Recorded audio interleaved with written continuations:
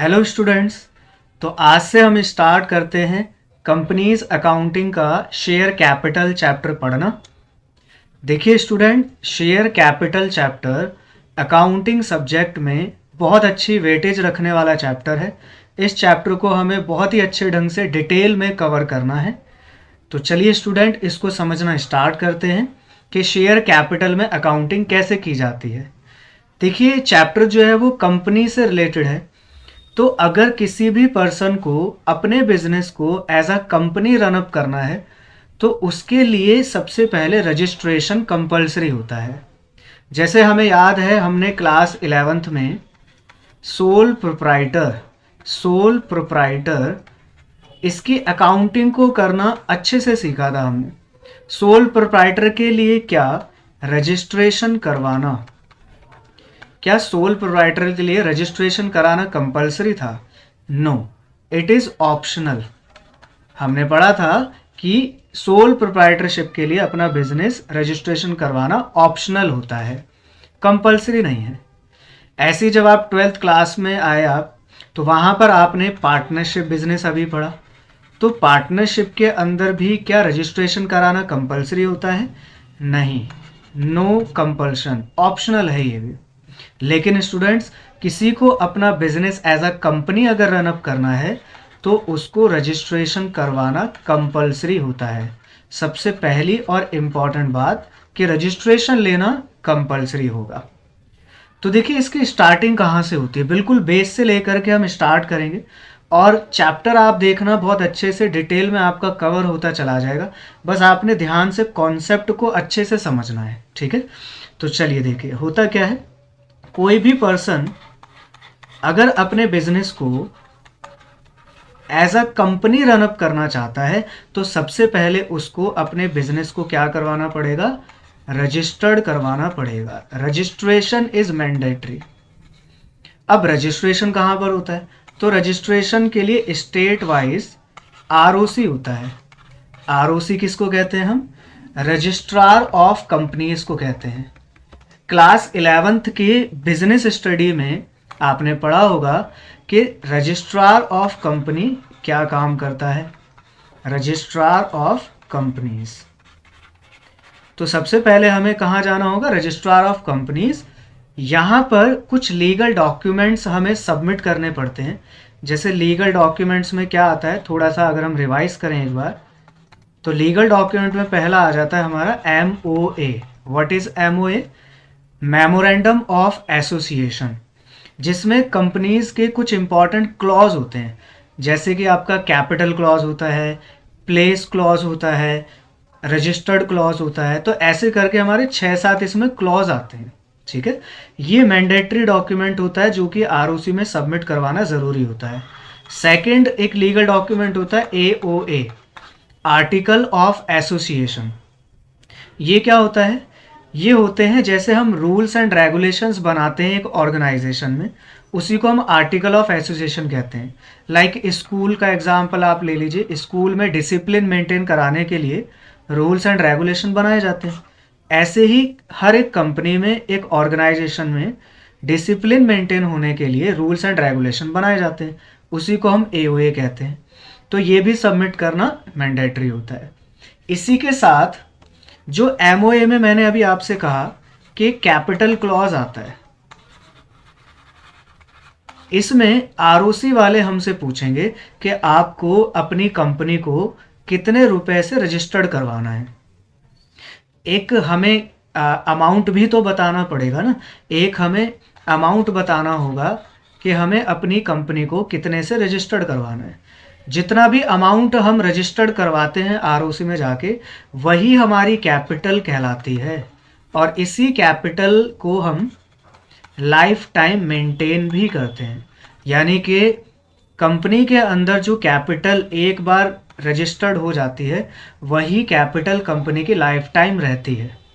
जैसे लाइक एक एग्जांपल ले लेते हैं। मान लीजिए कि हम अपनी कंपनी को 1 करोड़ की कैपिटल से रजिस्टर्ड करवाते हैं।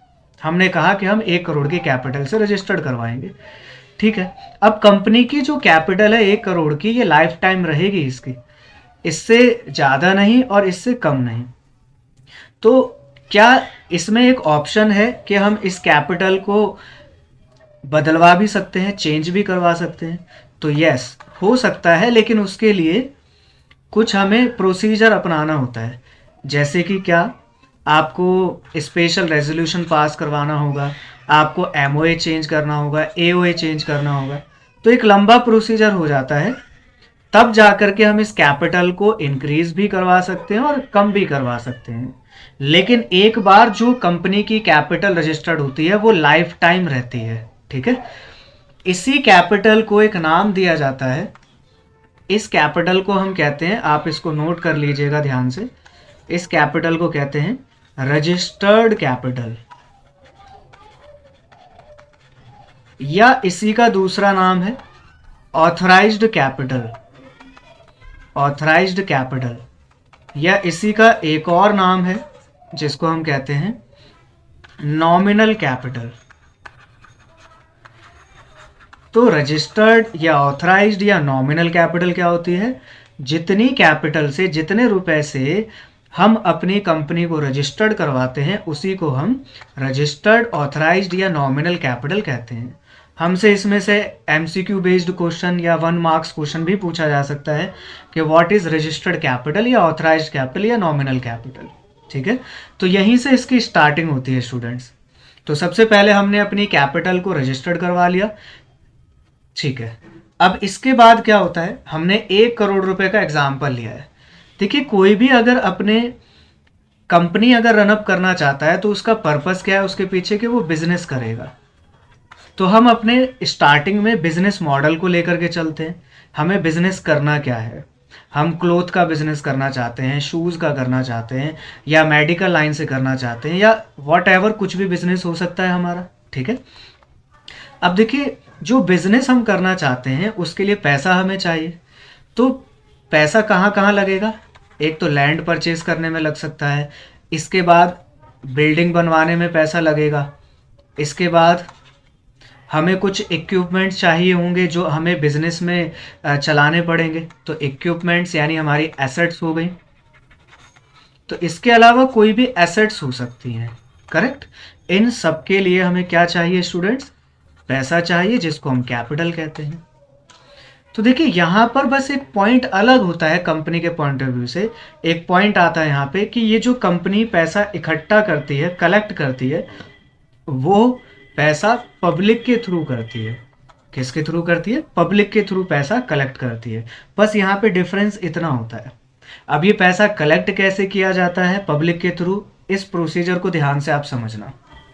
देखिए, होता ये है कि कंपनी जितने से रजिस्टर्ड हुई है, हमने अभी एग्जाम्पल लिया 1 करोड़ रुपए से रजिस्टर्ड हुई है कंपनी। तो कंपनी क्या करती है, इस कैपिटल को मार्केट में अपनी बेच देती है, इसको सोल्ड करती है। वो कैसे बेचना होता है? देखो, कुछ आप बेचोगे तभी तो आपको पैसा कलेक्ट होगा।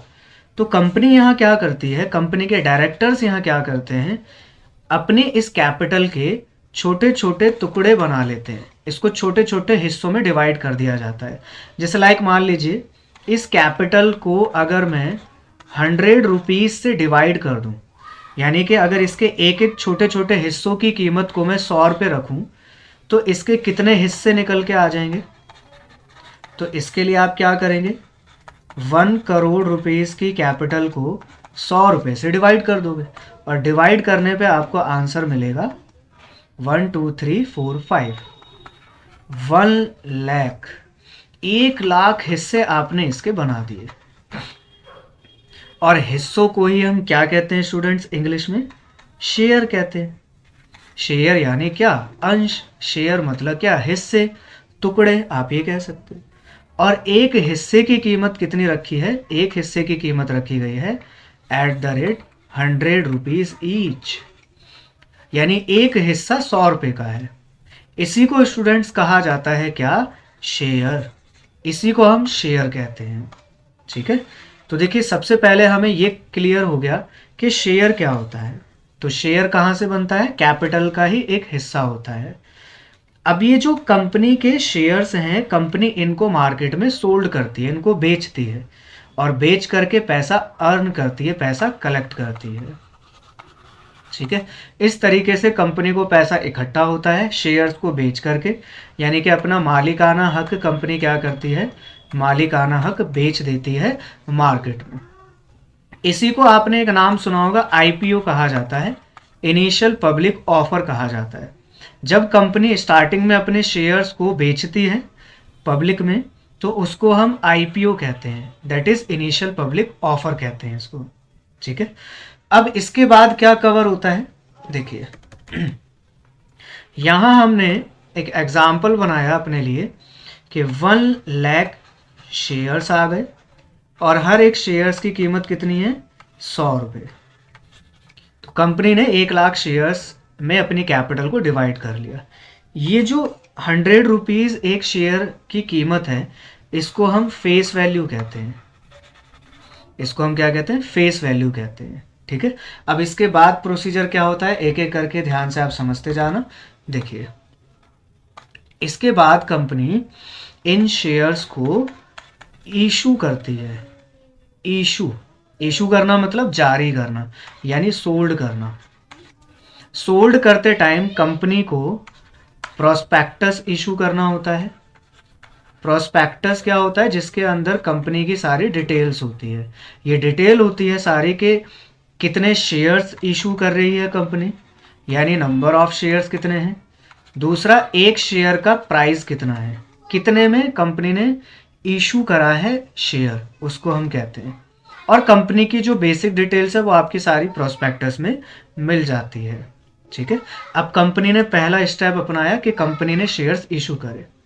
अब जब कंपनी शेयर्स इशू करती है तो ऐसा जरूरी नहीं है कि अपने सारे शेयर्स को बेच देगी कंपनी। ये कंपनी के डायरेक्टर्स की मर्जी है, इसमें से वो 60,000 शेयर इशू कर सकती है, या इसमें से वो 70,000, 80,000, ठीक है, या 90,000। सारे शेयर्स कंपनी कभी भी इशू नहीं करती है अपने, क्योंकि इनके कुछ डायरेक्टर्स हैं या जो प्रमोटर्स हैं जो कंपनी को बनाने वाले हैं, वो भी कुछ शेयर्स अपने पास में रखते हैं। ठीक है, तो मान लेता हूं मैं इसमें से कंपनी 80,000 शेयर्स क्या कर देती है, पब्लिक में इशू कर देती है। ये जो 80,000 शेयर्स कंपनी ने इशू करे हैं, इसको हम कहते हैं इशूड शेयर कैपिटल। इसका नाम क्या होता है, इशूड शेयर कैपिटल। तो 80,000 शेयर इशू कर रहे हैं और इसका प्राइस हम 100 रुपीज़ ही लेके चलते हैं। जो फेस वैल्यू थी वही इशू प्राइस भी है। ठीक है, चलिए अब इसके बाद क्या होता है, देखिए यहां पर कंपनी ने प्रोस्पेक्टस निकाल दिया और अपने शेयर्स को इशू कर दिए। अब जो पब्लिक है उनमें अलग अलग लोग हैं, उसमें से अलग अलग लोग अपनी डिमांड डालेंगे कि मैं शेयर खरीदना चाहता हूं आपकी कंपनी के, मैं शेयर खरीदना चाहता हूं, मैं खरीदना चाहता हूं, मैं खरीदना चाहता हूं।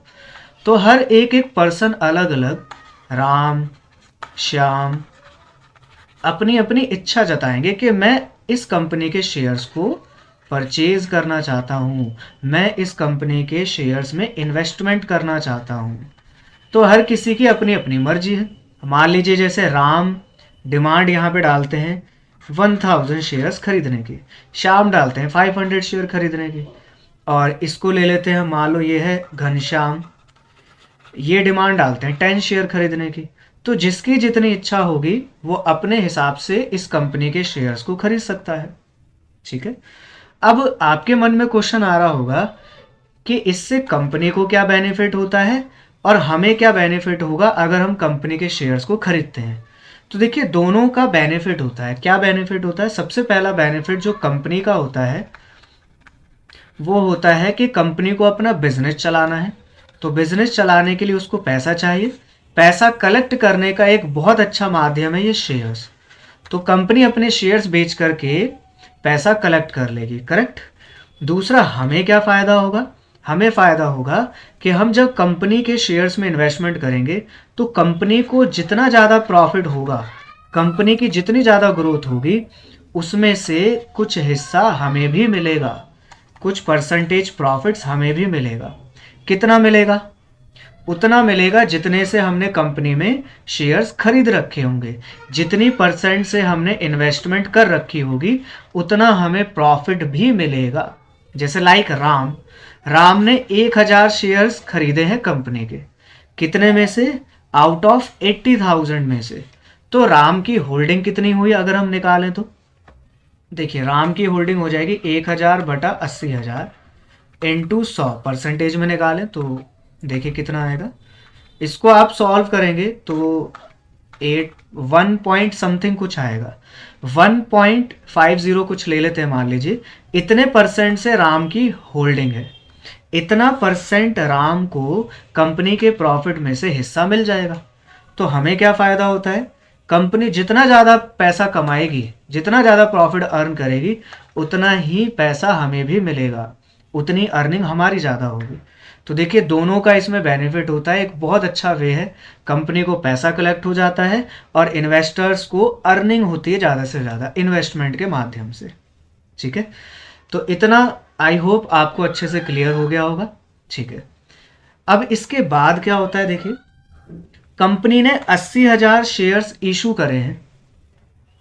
अब कंपनी को पब्लिक की तरफ से डिमांड आ रही है, राम कुछ शेयर खरीदना चाहता है, श्याम कुछ खरीदना चाहता है, घनश्याम कुछ खरीदना चाहता है, अलग अलग लोग कुछ कुछ शेयर्स खरीदने की इच्छा जताते हैं। अब ये जो डिमांड आती है ना लोगों की तरफ से, इसको हम कहते हैं सब्सक्रिप्शन आना। इसको क्या कहा जाता है? सब्सक्रिप्शन।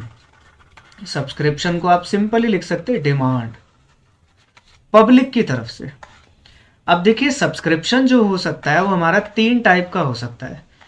पहला टाइप हो सकता है कंपनी ने 80,000 शेयर इशू तो करे, लेकिन इससे कम की डिमांड आई है कंपनी के पास, लाइक मान लीजिए 70,000 शेयर्स खरीदने की, सारे लोग मिलाकर के 70,000 शेयर्स खरीदने की डिमांड आई है कंपनी के पास। ठीक है, या हो सकता है बिल्कुल एग्जैक्ट 80,000 शेयर्स की डिमांड आ जाए, या हो सकता है इससे ज़्यादा शेयर्स खरीदने की डिमांड आ जाए कंपनी के पास, लाइक मान लीजिए 1 लाख की आ जाए, या 1,10,000 या कुछ भी हो सकता है, दैट इज़ मोर देन आ जाए। इन तीनों केसेस को कुछ नाम दिए जाते हैं। इन तीनों केसेस के कुछ नाम हैं, देखिए क्या क्या नाम है इनके। अगर कंपनी ने शेयर्स 80,000 इशू करे हैं और 70,000 की डिमांड आ रही है, तो इसको हम नाम देते हैं अंडर सब्सक्रिप्शन ऑफ शेयर का। अंडर सब्सक्रिप्शन, अंडर सब्सक्रिप्शन मतलब कंपनी के पास कम डिमांड आई है, और एग्जैक्ट अगर उतनी ही डिमांड आती है कंपनी के पास जितने शेयर इशू करे हैं, तो इसको हम कहते हैं fully subscription, fully subscription of shares. और अगर इशूड शेयर से ज़्यादा की डिमांड आती है कंपनी के पास, तो इसको नाम दिया जाता है ओवर सब्सक्रिप्शन ऑफ शेयर्स। तो देखिए स्टूडेंट्स 3 कैटेगरी हैं, अंडर सब्सक्रिप्शन, फुल्ली सब्सक्रिप्शन और ओवर सब्सक्रिप्शन ऑफ शेयर्स। देखिए तीनों कैटेगरी में से कोई भी एक कैटेगरी हो सकती है, बहुत लॉजिक के साथ सिंपली हमें समझ में आ रही है बात। तीनों में से कोई भी सिचुएशन हो सकती है कंपनी के पास। ठीक है, इसमें कुछ इंपॉर्टेंट पॉइंट्स भी हैं, लेकिन मैं उसको आपसे बाद में डिस्कशन करूंगा, अभी नहीं। इसमें कुछ इंपॉर्टेंट और भी पॉइंट्स हैं, हम उसको बाद में लेकर के चलेंगे। अभी एक सीक्वेंस वाइज से हम समझते जाते हैं सारी बातों को। ठीक है, अब देखिए, अब मैं मान के चलता हूँ ये वाला जो पहला केस है, मान लीजिए कंपनी के पास इतनी ही डिमांड आई है फुल्ली सब्सक्रिप्शन की। अब कंपनी के पास डिमांड तो आ गई, अब कंपनी इसके अगेंस्ट पब्लिक से पैसा कलेक्ट करेगी, करेक्ट। अब ये पैसा कलेक्ट कैसे किया जाता है इसको समझिए, और यहीं से हमारी अकाउंटिंग स्टार्ट भी होगी। अभी तक सारा जो थ्योरेटिकल था ये मजबूत करना बहुत ज़रूरी था, इसी से हमें कंपनी अकाउंटिंग बहुत अच्छे से समझ भी आती है। आगे सारी चेन बनती चली जाएगी और अच्छे से क्लियरिटी भी मिलेगी हमें। ठीक है, चलिए अब देखते हैं। 80,000 शेयर्स को मैं लेके चल रहा हूँ अपने अकॉर्डिंग, 80,000 शेयर्स और at the rate 100 rupees each. Company को पब्लिक से जो पैसा कलेक्ट होगा, आप टोटल निकालें तो कितना आएगा, 80,000 मल्टीप्लाई 100 करोगे तो ये निकल के आ जाएगा 80 लाख, करेक्ट। 80 लाख रुपए कंपनी को रिसीव्ड होंगे।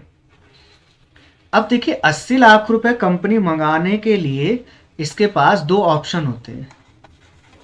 80 लाख रुपए पब्लिक से कलेक्ट करने के दो ऑप्शन हैं। पहले ऑप्शन को कहा जाता है लमसम बेसिस, और दूसरे को हम कहते हैं इंस्टॉलमेंट बेसिस।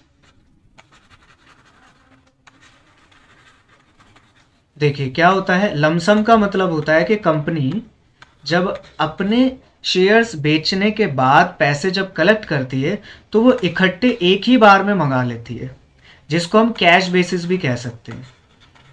जैसे एक एग्जांपल से हम समझ सकते हैं, जैसे आप बाइक या कार खरीदने के लिए गए और आपने उसको कैश बेसिस पे परचेज कर लिया, तो आप नगद में पैसे दे के अगर बाइक या कार आपने परचेज कर ली, उसी को हम लमसम बेसिस भी कहते हैं शेयर कैपिटल वाले चैप्टर में। और एक तरीका हो सकता है कि आप जो बाइक या कार खरीद रहे हो आप इंस्टॉलमेंट बेसिस पे भी खरीद सकते हो। आपको उसमें ईएमआई आ जाती है, आप सब अच्छे से जानते होंगे कि उसमें मंथली इंस्टॉलमेंट आ जाती है। आपको यहाँ पे टुकड़ों में पैसा जमा करना पड़ता है, इकट्ठा पैसा एक बार में नहीं देना पड़ता। सेम ऐसे ही यहाँ पे भी कंपनी अपने शेयर्स को जो बेचे हैं उसने, उसके पैसे भी इंस्टॉलमेंट बेसिस पे मंगा सकती है। ठीक है, चलिए आज हम जो अभी स्टार्ट करेंगे इस क्लास में वो इंस्टॉलमेंट बेसिस को ही पहले लेकर के चलेंगे। इंस्टॉलमेंट के क्या क्या नाम है उसको हम समझते हैं पहले, और फिर इनकी अकाउंटिंग कैसे की जाती है इनको एक एक करके समझना शुरू करते हैं। देखिए मैं इसी को कवर करके चल रहा हूँ, ध्यान से आप समझिएगा। सेकंड पार्ट पहले कवर कर रहे हैं। पहले हम समझते हैं कि कंपनी अपनी इंस्टॉलमेंट क्या क्या बनाती है। देखिए इंस्टॉलमेंट बेसिस, देखिए ये है कंपनी, कोई सी भी कंपनी, और ये है अलग अलग लोग जो कि इस कंपनी के शेयर्स को खरीदना चाहते हैं। होता क्या है, प्रोसीजर ध्यान से समझोगे तो आपको इंस्टॉलमेंट के नाम भी समझ में आ जाएंगे और इसकी अकाउंटिंग करना तो बहुत ही आसान है। देखिए सबसे पहले नंबर, जो भी इस कंपनी के शेयर्स को खरीदना चाहता है तो कंपनी उसको एप्लीकेशन फॉर्म इशू करती है, कंपनी एप्लीकेशन फॉर्म निकालती है। सारा काम ऑनलाइन होता है और शेयर में डील करने के लिए आप सब ने पढ़ा होगा डीमेट अकाउंट ओपन करवाना कंपलसरी होता है। बिजनेस स्टडीज में आपने पहले ही ये पढ़ा हुआ है, नहीं पढ़ा है तो क्लियर हो ही रहा है। डीमेट अकाउंट एक ओपन करवाना पड़ता है जिसके थ्रू आप शेयर्स में डीलिंग कर पाते हो। तो सबसे पहले कंपनी क्या करती है, पब्लिक को एप्लीकेशन फॉर्म ऑनलाइन माध्यम से इशू कर देती है। जो भी इस कंपनी के शेयर्स खरीदना चाहता है, लाइक ये राम पर्सन है, ये इस कंपनी के शेयर खरीदना चाहता है तो एप्लीकेशन फॉर्म भरेगा। एप्लीकेशन फॉर्म में अपनी सारी पर्सनल डिटेल देगा, कुछ लीगल जो डॉक्यूमेंट्स हैं वो सबमिट करने होंगे। भरने के बाद एप्लीकेशन फॉर्म सबमिट करना होगा हमें कंपनी के पास। एप्लीकेशन फॉर्म जब सबमिट करते हैं, जब हम एप्लीकेशन फॉर्म सबमिट करते हैं कंपनी को, इसको यहाँ पे लिख लेते हैं, तो इसी समय पर कुछ पैसा एडवांस में हम लोग कंपनी को जमा कराते हैं, जिसको हम नाम देते हैं एप्लीकेशन मनी का। इसको क्या नाम दिया जाता है, एप्लीकेशन मनी का नाम दिया जाता है। लाइक मान लेते हैं कंपनी ने यहाँ पे 80,000 शेयर्स निकाले हैं और एक शेयर का प्राइस 100 रुपये रखा है। ठीक है, तो एक शेयर पर कंपनी 100 रुपये कलेक्ट करेगी। अब एप्लीकेशन फॉर्म सबमिट होने के टाइम पर मान लेते हैं कि कंपनी यहाँ पे एप्लीकेशन के टाइम पर 30 रुपीज़ एडवांस में रिसीव करती है, तो ये पहली इंस्टॉलमेंट हो गई। इसका नाम क्या रखा, एप्लीकेशन मनी। ये क्या हो गई, फर्स्ट इंस्टॉलमेंट हो गई। तो टुकड़ों में पैसा यहाँ पे कंपनी मंगाएगी। 100 रुपये में से पहले कंपनी ने एप्लीकेशन फॉर्म सबमिट करने के साथ में कितने रुपए मंगाए, 30 रुपीज़ मंगा लिए। अभी 70 रुपये और मंगाएगी बाद में। तो एप्लीकेशन फॉर्म क्योंकि लोग यहाँ पे जमा करते हैं तो पहली इंस्टॉलमेंट का नाम भी क्या रखा गया है, एप्लीकेशन मनी का नाम रखा गया है। इसी को हम शेयर एप्लीकेशन भी कहते हैं। ठीक है, तो पहली इंस्टॉलमेंट क्लियर है अच्छे से ये। चलिए बहुत बढ़िया। अब इसके बाद क्या होता है, देखिए सेकंड स्टेप समझेंगे। ये स्टेप नंबर 1 हो गया। चलिए आगे बढ़ते हैं। आप इसको अच्छे से एक जगह रिकॉर्ड करते रहिएगा।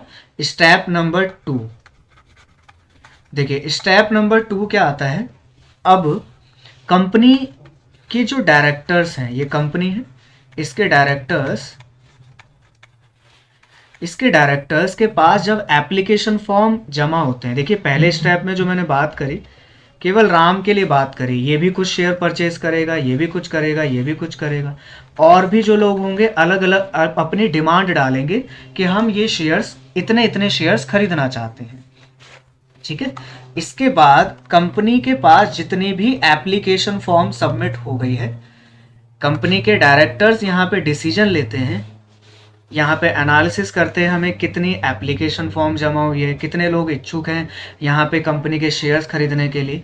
उसके बाद डायरेक्टर्स इन लोगों को, पब्लिक को क्या करते हैं, कुछ टाइम बाद में एनालिसिस करने के बाद इनको शेयर सर्टिफिकेट दिया जाता है, इनको शेयर सर्टिफिकेट इशू कर दिया जाता है।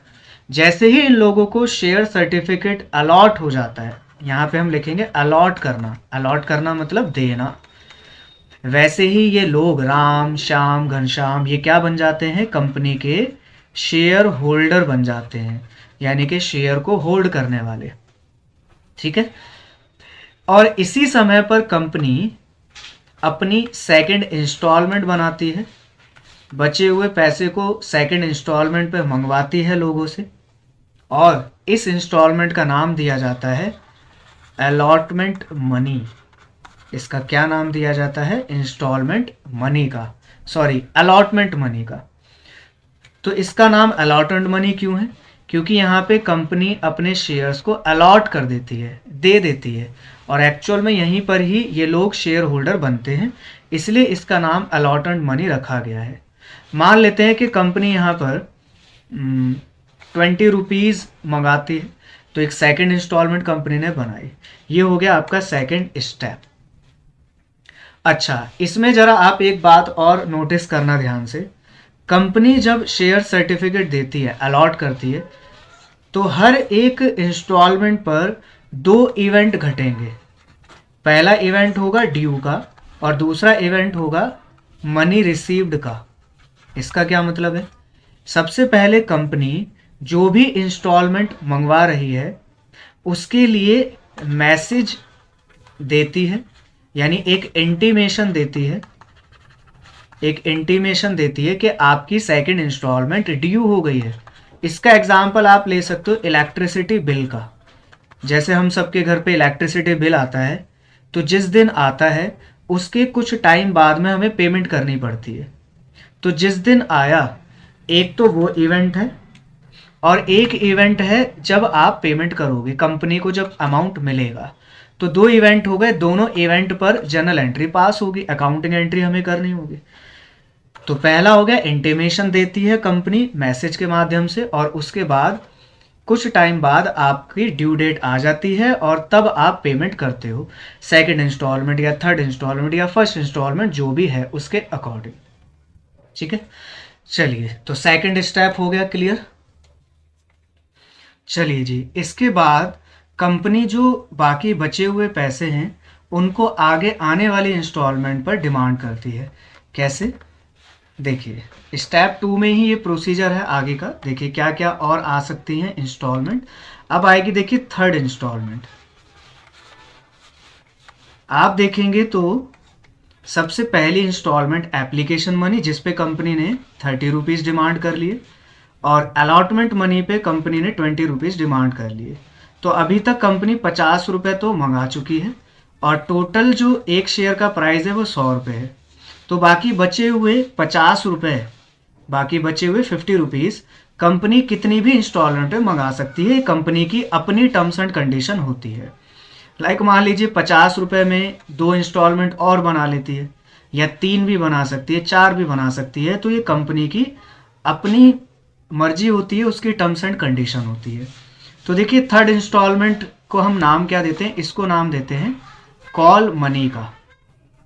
कॉल मनी कितनी भी हो सकती है, फर्स्ट कॉल हो सकती है। अगर इसमें मान लेते हैं कि यहाँ पर 3, मान लेते हैं यहाँ पे 3 इंस्टॉलमेंट कंपनी बनाती है, तो इसको हम फर्स्ट कॉल का नाम देंगे, इसको हम सेकंड कॉल का नाम देंगे, और इसको हम नाम देंगे फाइनल कॉल का।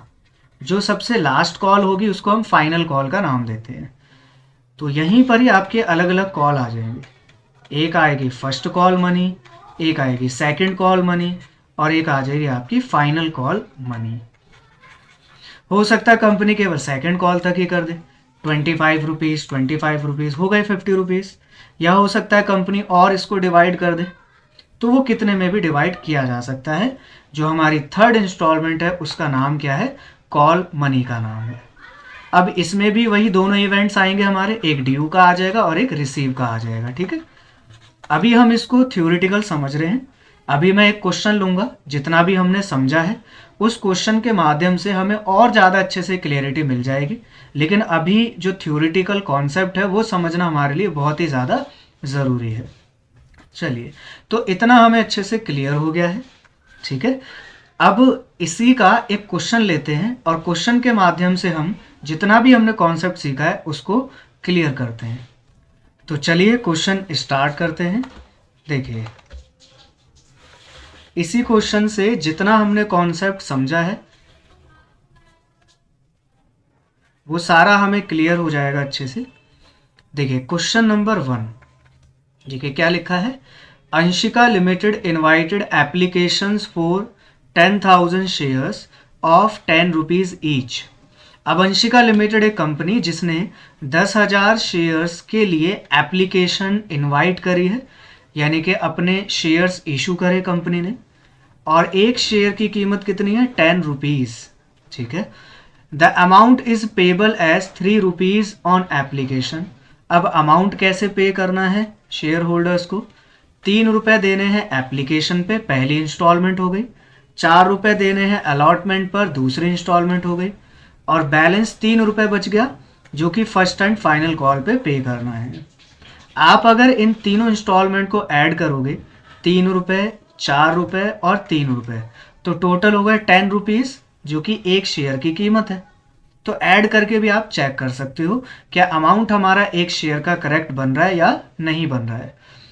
The issue was fully subscribed, इसका मतलब कंपनी ने जितने शेयर्स इशू करे हैं वो सारे सब्सक्राइब्ड हो गए, यानी कि सारे के सारे खरीद लिए लोगों ने, फुल्ली सब्सक्रिप्शन वाला केस है। And the amount was duly received, और कंपनी को सारा अमाउंट भी रिसीव हो गया शेयर होल्डर्स से, यानी एप्लीकेशन वाली इंस्टॉलमेंट भी मिल गई, अलॉटमेंट का भी पैसा मिल गया, और फर्स्ट एंड फाइनल कॉल वाली इंस्टॉलमेंट का पैसा भी रिसीव हो गया। अब क्वेश्चन क्या डिमांड कर रहा है, पास journal entries for the above transactions. ऊपर वाली ट्रांजैक्शन की जर्नल एंट्री हमें पास करके दिखानी है। तो चलिए स्टार्ट करते हैं, और एंट्रीज को बहुत ध्यान से आप समझना क्योंकि एक एक एंट्रीज बहुत आसान है और समझने वाली है। देखिए क्या है, सॉल्यूशन करते हैं स्टार्ट। देखिए सबसे पहले क्या होगा, कंपनी को पहली इंस्टॉलमेंट मिलेगी जो कि है 3 रुपए की एप्लीकेशन के नाम की। अब जब पैसा कंपनी को मिलेगा तो ये सारा काम ऑनलाइन ही होता है, तो कंपनी का बैंक बैलेंस बढ़ेगा। तो पहली एंट्री में बैंक बैलेंस बढ़ेगा तो बैंक अकाउंट को हम क्या करेंगे, डेबिट कर देंगे, क्योंकि बैंक बैलेंस अगर बढ़ता है तो हमारी एसेट है, और एसेट बढ़ने पे हम डेबिट करते हैं, 11th क्लास के रूल्स हैं। और क्रेडिट में आप लिखोगे जिस नाम की आपको इनकम मिल रही है उसका नाम लिखोगे। यहाँ पे इनकम का नाम क्या है, एप्लीकेशन मनी, तो आप नाम देंगे एप्लीकेशन अकाउंट का, एप्लीकेशन अकाउंट का। और इसका पूरा नाम है, क्योंकि ये शेयर से रिलेटेड है तो आप पूरा नाम लिखोगे टू शेयर एप्लीकेशन अकाउंट। और यहाँ एक नरेशन आप डालोगे, being share application money, being share application money received, यानी कि कंपनी को एप्लीकेशन मनी रिसीव हो गई। यहाँ पे सभी लोगों ने एप्लीकेशन फॉर्म भरा और इसी के साथ 3 रुपये भी जमा करवाए। तो यहाँ पे कंपनी को कितने अमाउंट मिलेगा ये कैसे निकालेंगे, 10,000 शेयर्स हैं और एप्लीकेशन जो है वो 3 रुपये की है, तो कंपनी को 3 रुपये ही रिसीव होंगे यहाँ पे, दैट इज 30,000 रिसीव हो जाएंगे। बिल्कुल सिंपल पहली एंट्री, ठीक है। कंपनी को पैसा मिल गया, 30,000 रुपये रिसीव हुए। अब कंपनी इसका क्या करेगी, कंपनी ने ये पैसा जो कलेक्ट करा है वो किस किस पर्पस के लिए करा है, इसका पर्पस क्या है, अपना बिजनेस रनअप करना है उनको, करेक्ट। बिजनेस चलाने के लिए पैसा चाहिए, पैसा इंस्टॉलमेंट के माध्यम से शेयर बेच करके कंपनी कलेक्ट कर रही है। अब बिजनेस चलाने के लिए सबसे पहले लैंड लेनी होगी, ज़मीन होगी, फिर बिल्डिंग बनवाएंगे, फिर वहाँ बिजनेस को चलाने के लिए एसेट्स रखनी पड़ेगी, तो जगह जगह काफ़ी अच्छा खासा पैसा लगेगा। तो इसके बाद कंपनी इस पैसे को अपने बिजनेस में लगाएगी, यानी बिजनेस में ट्रांसफ़र करेगी। तो इसके लिए हम एक सेकंड एंट्री पास करेंगे। इस पैसे को जब बिजनेस में लगाया जाएगा तो आप जानते हैं, आपने क्लास 11th में पढ़ा था कि जब भी ऑनर अपने बिजनेस में पैसा लगाता है तो उससे बिजनेस की कैपिटल इंक्रीज हो जाती है। सेम काम यहाँ पर भी होगा, बस इसका नाम आप क्या लिखोगे, शेयर एप्लीकेशन अकाउंट को डेबिट करोगे, शेयर एप्लीकेशन अकाउंट डेबिट, और to share capital account. Capital increase हो जाएगी, 30,000 रुपीज़ अभी कंपनी ने इन्वेस्ट करे अपने बिजनेस में, जितना रिसीव हुआ है अभी एप्लीकेशन के नाम का। यहाँ भी वही है, 10,000 शेयर है और 3 रुपए का जो एप्लीकेशन मनी थी, ठीक है। अब एप्लीकेशन यहाँ डेबिट क्यों हुआ, क्योंकि एप्लीकेशन के नाम का पैसा मिला था तब आपने क्रेडिट करा था, और अब इस पैसे को आप बिजनेस में ट्रांसफ़र कर रहे हो तो वही पैसा क्या हो जाएगा, डेबिट करना पड़ेगा। डेबिट करा और कैपिटल हमारी इंक्रीज हो गई। आप इन दोनों एंट्रीज को अगर एनालिसिस करोगे ध्यान से तो आपको 11th क्लास वाली ही एंट्री यहाँ पे दिखाई देगी।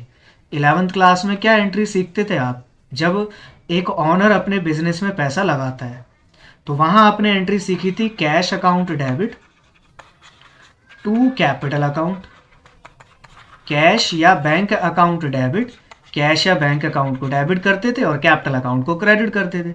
यही एंट्री यहाँ पर भी हुई है। कैसे, इसको एनालिसिस करो। देखो, अगर आप देखोगे तो शेयर एप्लीकेशन अकाउंट यहाँ क्रेडिट हो गया और यहाँ शेयर एप्लीकेशन अकाउंट डेबिट हो गया, तो क्रेडिट और डेबिट दोनों कट गए, प्लस माइनस कैंसिल हो गए, और बचा क्या, बैंक अकाउंट डेबिट बच गया और शेयर कैपिटल अकाउंट क्रेडिट बच गया 30,000।